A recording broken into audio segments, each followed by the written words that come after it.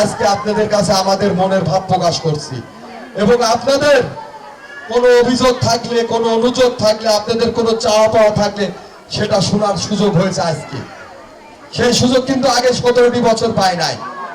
বিগত 17 বছরে বাংলাদেশের রাষ্ট্র মাথা আছে, চুল আছে, পা আছে, রাষ্ট্রেরও কিন্তু অঙ্গ প্রত্যঙ্গ আছে।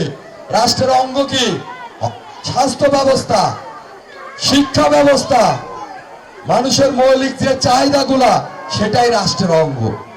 এই 17 বছরে রাষ্ট্রের এই অঙ্গগুলা নষ্ট হয়ে গেছে, রাষ্ট্রের অঙ্গগুলা ভেঙে গিয়েছে। এই অঙ্গগুলা মেরামত করতে হবে। লিলি হালাল বিউটি সোপ, বিএসটিআই কর্তৃক সনদপ্রাপ্ত দেশের প্রথম হালাল বিউটি সোপ। দীপ্তিময় উজ্জ্বল ত্বকের জন্য। মানুষের হাত পা ভাঙলে প্লাস্টার করতে হয় না? হসপিটালে গেলে ভালো সেবা পান? পান? কোন ফ্রি ওষুধ পান?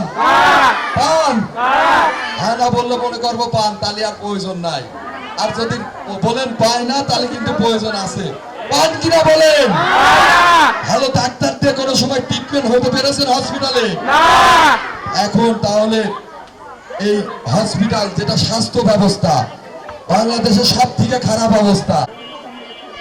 অনেকেই দেখেন দাদি নানি বয়সের ভারে অনেক মহিলারা আছেন যারা আমাদের দাদির বয়সে, আমার নানি মারা গেছে, আমার দাদি বিছানায় পড়ে আছে, অসুস্থ হলেও বিছানায় পড়ে আছে, কিন্তু তো কাজ করতে পারে না। আমার দাদি দেবে ওই কার্ডের কাজটা হবে কি? আপনি আর কি বলা আছে, যারা বয়স্ক, আমরা তো অনেক পরিবারে মহিলা কর্তা, অনেক পরিবারে, বেশিরভাগ পরিবারে পুরুষ কর্তা থাকে। যারা চাকরি করে, আমাদের জানো যে সংসারটা তুমি চালাও। যারা বয়স্ক, যারা বয়স হয়ে গেছে, যে সকল পুরুষের যারা কর্ম করতে পারে না, তাদেরকে বয়স্কের ভাতার কথা বলা আছে 31 দফার ভিতরে। এটা গেল আরেকটা পয়েন্ট। এখানে 31টা পয়েন্ট আছে, আমি মূল কয়েকটা পয়েন্ট বলবো, আপনারা একটু মনোযোগ দিয়ে শুনবেন মা বোনেরা। এখানে আরেকটা কথা বলা আছে, আমাদের মতন যারা তরুণ, যারা যুবক, আমরা দেখেন অনেক পরিবারে আছে না? তো বেকারালারা কি করবেন? শিক্ষিত মানুষ তো ভ্যান চালিয়ে খেতে পারে না।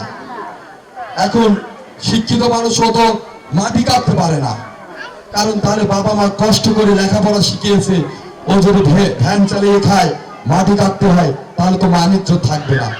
একটা শিক্ষিত ছেলের পক্ষে সেটা কিন্তু অনেক কষ্টকর বিষয়।